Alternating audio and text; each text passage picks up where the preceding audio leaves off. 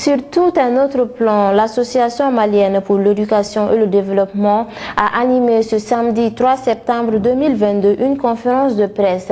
L'objet est de vulgariser auprès du grand public la mission de l'association qui est d'accompagner les enfants orphelins pour les rendre autonomes.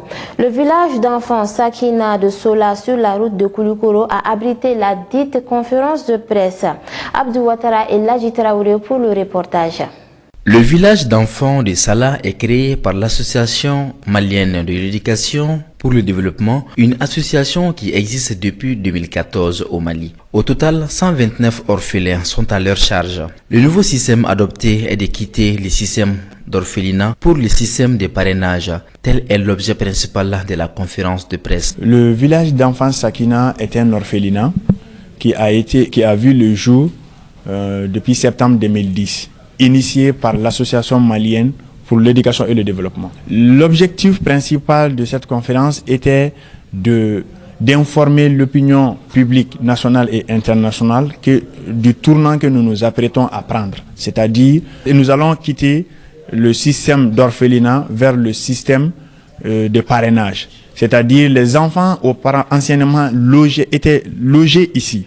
Mais nous allons maintenant leur garder en famille, les prendre en charge depuis leur domicile, comme je viens d'expliquer tout à l'heure, pour permettre à ce que les familles aussi puissent en bénéficier et également augmenter notre capacité de prise en charge du nombre d'enfants. La mission de l'AMED, c'est la promotion de l'éducation, la formation professionnelle et l'assistance aux personnes vulnérables. L'association a enregistré des résultats avec 6 enfants à l'université et 3 qui sont autonomes. Par la suite, elle a créé une école fondamentale, un centre de formation professionnelle en santé.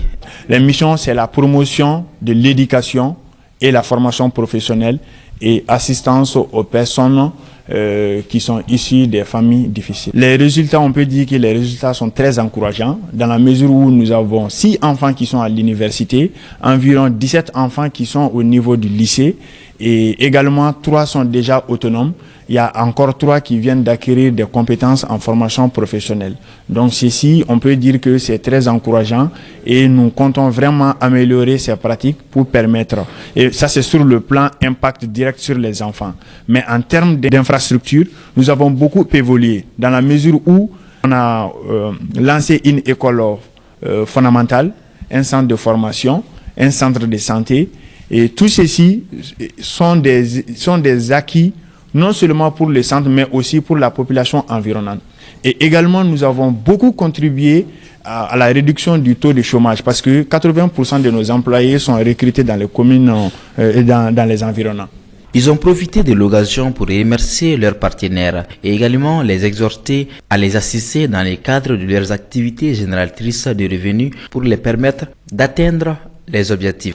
Le message que nous sommes, d'abord on les remercie pour le soutien qu'ils nous ont accordé, la confiance de l'ouverture du début jusqu'à nos jours, mais également, comme on a dit, c'est de continuer, comme c'est un travail de longue haleine, nous demandons les projets phares que nous venons de citer, si toutefois ils parviennent à nous assister en ce sens, je pense que ça pourrait nous soulager de façon vraiment considérable en termes de fonctionnement et en termes d'atteinte de nos objectifs. Le village des enfants Sakina de Salah a pour objectif de permettre à tous les enfants qui sont dans des situations difficiles d'étudier dans une bonne condition et d'être autonomes grâce à l'Association malienne pour l'éducation et le développement.